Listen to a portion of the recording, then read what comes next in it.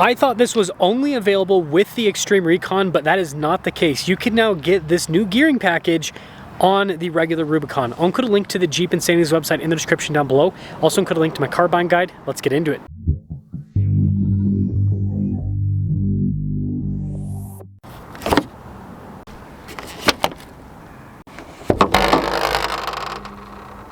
Powering this Rubicon is a 3.6 liter V6 that goes through an 8-speed. Fuel economy is 18 around town, 23 on the highway, with power outputs being 285 horsepower and then 260 pound-feet of torque. The axle ratio for this rig is 4.88. Stock on a Rubicon is 410, so that's a big improvement.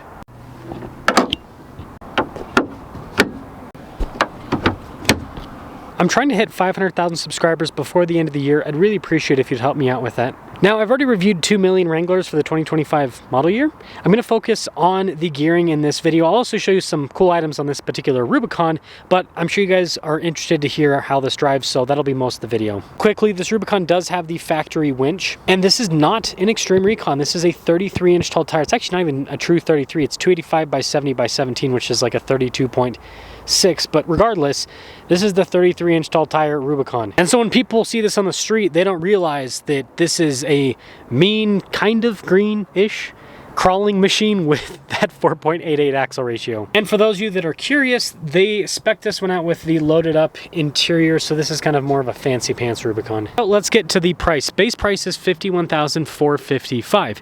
Now here's the cool thing. This has some options that some of you might not really care about, like the winch, for example. But you'll notice that the gearing, 4.88 axle ratio, is just a standalone option, $995. So you can just add this to a base Rubicon, to my knowledge, if you want. Total MSRP in this one's $70,830. So let's take this out and see how this performs with the gearing. I've already reviewed one of these with 35s, but let's see how it performs with the 33s. Let's see how the Rubicon with 4.88 gears and 33s performs. I'm actually really excited about this. I didn't know that. I knew that Jeep, well, when I first reviewed that 35 package, I didn't know this existed at that point.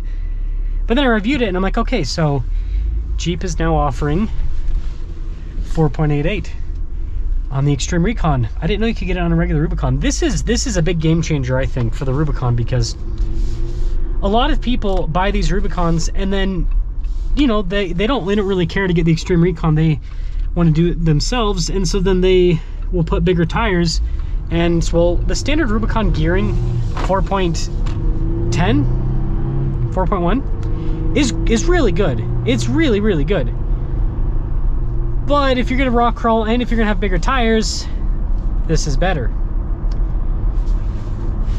And it's crazy, this is more aggressive than the original. The original Extreme Recon was 4.56, and I think that's still how it goes. Which, this is going to make things kind of confusing for people, because it's like, okay, you got 410 and then Extreme Recon 4.56, but you can go to 4.88. Or if you don't want the Extreme Recon, you can also go to 4.88. So, but I'll explain how I think it makes sense and how it could benefit you guys. So, that's I love that license plate. Teeth. That's I won't say that out loud on YouTube, but that's a funny sticker too. That person's got some personality. The sticker on the window is funny. Man, I don't know if I'm a huge fan of these. I don't have the AC on super high because I don't want the noise to get in the way of the audio of the video. But man, it's hot outside today and it's coming out. It's cold. Just the vents. I miss the old circular vents.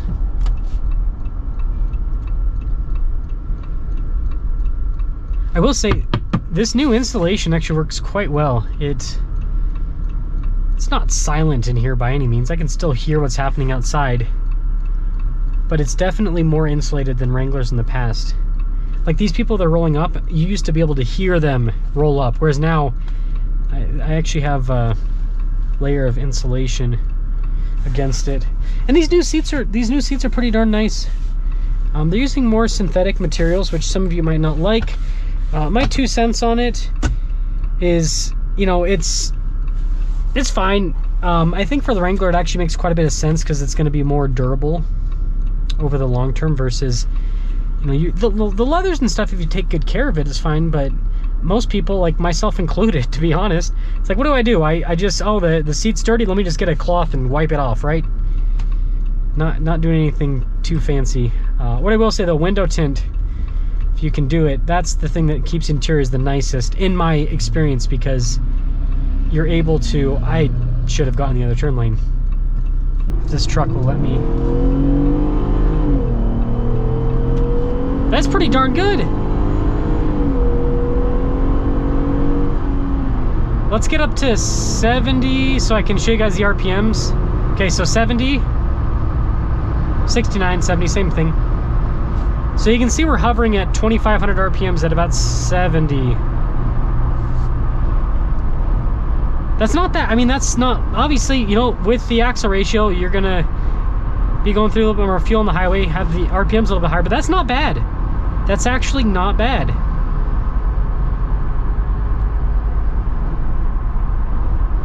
Yeah, not bad at all.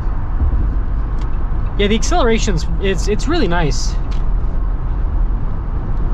I really do feel like I could easily move bigger tires with this.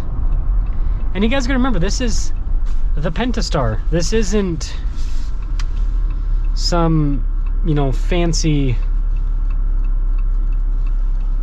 engine or anything like that. It's the naturally aspirated V6 they've had forever. Man, I don't know if I want to keep filming up in Salt Lake. The traffic, I know this is not going to seem bad to most of you, but like, this is too much, especially for reviews. It's just getting bad. It's like half of it's sitting, not driving, and this isn't even rush hour or anything. It is summertime where more people are out in the summer, but still too many people.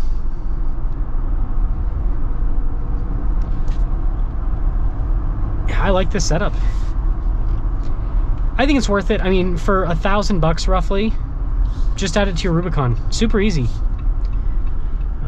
Even if you don't rock crawl, I think the extra low-end punch, especially with this engine,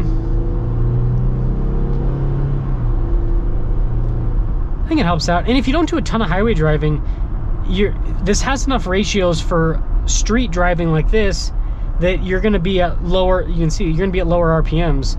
So you're not going to have a fuel economy detriment. And again, if you run bigger tires, this will get better fuel economy probably than a 410 because it can move those tires. So let me know your thoughts on the 4.88. I think that it's cool that they are offering this in the regular Rubicon. And oh, I guess, so my thought on this is Extreme Recon, you just want factory 35s. But if you are going to plan on doing aftermarket suspension, this is going to be a better deal, because with the Extreme Recon, you're paying, you got to remember, you're paying for the Extreme Recon and the re-gearing associated with that, because that's a 4.56, and then you're paying for a 488. Whereas with this, you're just paying for the 488, and then the tires, and then, you know, the lift kit. So I think this is very valuable for people that are planning on doing 37s, or if you're gonna anything, basically if you just want it done yourself, or not done yourself, if you just want it done for you, yeah, the Extreme Recon's going to be the way to go, because it'll have 35s, it'll have the gearing, everything will be done. But if you're willing to put in a little bit of work with getting your own lift kit and everything, this would be a better route to go, and it would save you money overall, because the Extreme Recon's like $4,500, so you're $5,500 to have 35s. I think that, because again, 35s with the 4.88. So I think if you get this, so that's $4,500 left over.